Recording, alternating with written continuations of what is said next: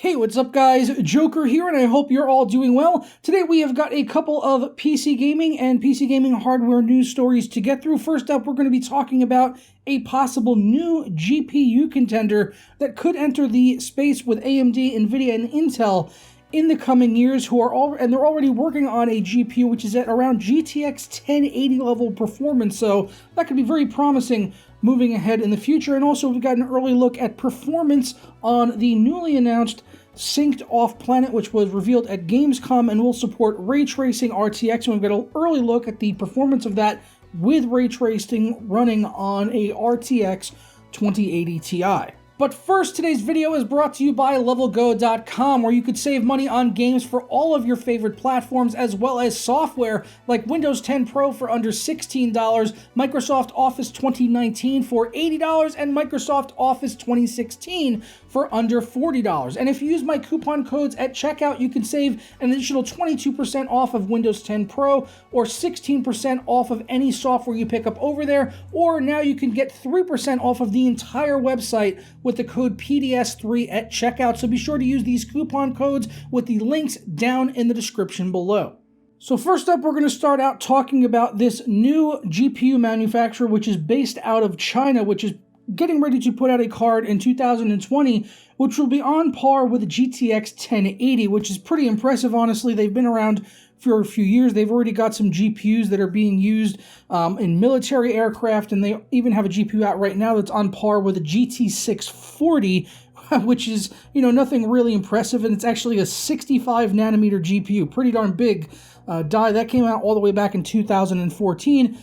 But now they're getting ready to put out something that's GTX 1080 level, so it'll be interesting to see what they can do. The manufacturer out of China is called Jingjia, or Jingjia, which for the remainder of this video, I'm just going to refer to as Jenga, because, well, Jingjia is way too hard to say, and also it sounds way too close to Ching Chong, and I really like Chinese food. I don't want to insult the Chinese, where I might end up in a bad situation where I have the cream of some young guy stuck inside my Xiaolong Bao. So this upcoming GPU from Jenga, which is codenamed as the JM9271, which really does roll right off the tongue if I'm being perfectly honest, is, as I said, poised to match up with the likes of a GTX 1080. So let's take a look at the tentative specs for the JM9271. You can see it is running a 28 nanometer GPU compared to the 1080, which was 16 nanometer, and it will support OpenGL 4.5, while the 1080 does 4.5 as well, but also DirectX 12. So we'll have to see what they do there on the software side to be able to support different APIs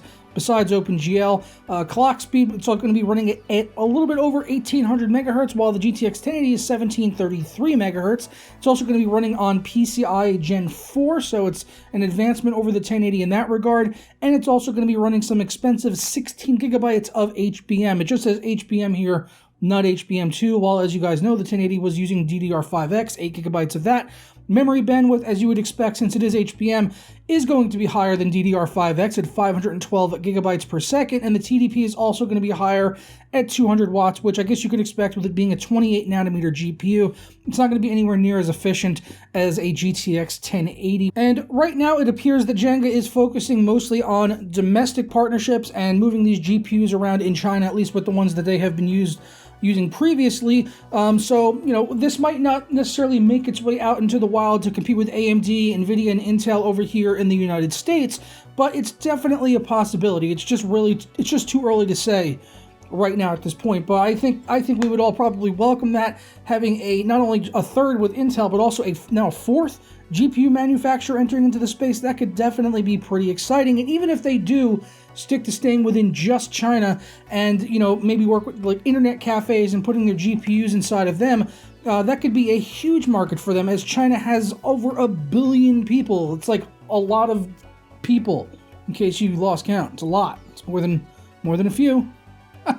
So even if they stick within just China and they sell domestically in internet cafes and things like that, that's going to be a massive market for them, and it would definitely sting AMD and Nvidia, who right now are I shouldn't say the sole manufacturers. There's two of them. Do you still say sole for two manufacturers? I don't know. And I also don't want to say sole because this is China. It's not South Korea. That's where Seoul is. So let's just move on, shall we? It would definitely hurt AMD and Nvidia over in China. And yeah, if these things come over to the Western world, then that would definitely be even more exciting, and I'll definitely keep an eye on Jenga, pronounced Jingjia, not Jenga. As we move on in the future, we'll see what they can actually do. But let me know your thoughts down in the comments below on us possibly getting a fourth GPU manufacturer making gaming GPUs. Speaking of gaming GPUs, the GeForce RTX 2080 Ti has been spotted over at Gamescom trying to run the newly announced title Synced Off Planet, which they're pushing pretty hard as supporting ray tracing features. If you remember in my report the other day on Synced Off Planet, I reported that it was going to be using ray traced reflections as well as ray traced shadows, which, as you would expect, would be pretty demanding. And we've got some footage here from PC Games Hardware, which is a German website, so the video is completely in German. But I will have links to the sources for both of our news stories down in the description, which will also include a link to this video if you want to go check it out. But as you can see, there is a frame rate counter in the bottom left-hand corner, which they filmed off camera for some reason. I'm not exactly sure why. Maybe they weren't supposed to film that, or for some reason, but they did anyway, and they put it into this video. And as you can see, there are a lot of frame drops below 60 frames per second. We know that it was running on a GeForce RTX 2080 Ti with the ray tracing enabled, but we don't know anything really about the settings. It was reported that it was running at 1440p, but we don't know if it was using anything like DLSS. We don't know if it was running at max settings or the highest ray tracing settings for the gameplay of this. We just know that it was using ray tracing. It was running at 1440p, and it was using a 2080 Ti. So from that, you could at least just see the performance and kind of take what you will from it. It's mostly running around 50 frames per second for the most part, and that honestly doesn't surprise me with ray trace reflections and shadows and a really early driver for an unreleased game. So hopefully the performance in this does get better by the time the game actually ships, which I believe is going to be next year if I'm not mistaken.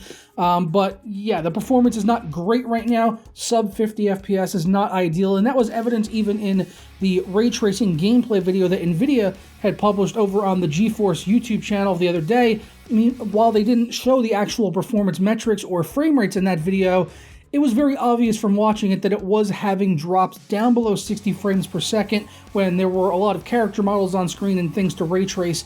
So hopefully without ray tracing enabled, the 2080 Ti can manage this game pretty well at 1440p as well as 4K, but right now it does seem to be struggling a bit. And if this is running DLSS, I think that is probably going to be even worse. What I mean to say is I think that speaks worse for the performance of the 2080 Ti in this if it can't even maintain 60 FPS with DLSS turned on, but it may not be running DLSS just yet. So yeah, we don't really have that information, so we just have this to go off of. But let me know your thoughts on that as well as the Jenga GPU down in the comments below. I look forward to continuing the discussion with you guys. As always, I'm going to get out of here and enjoy the rest of my day. If you enjoyed this video, don't forget to leave a thumbs up on it down below. Subscribe if you're not already, and ring that notification bell. That way you never miss a news video as soon as it goes up live here on the channel. And I'll see you tomorrow for another one.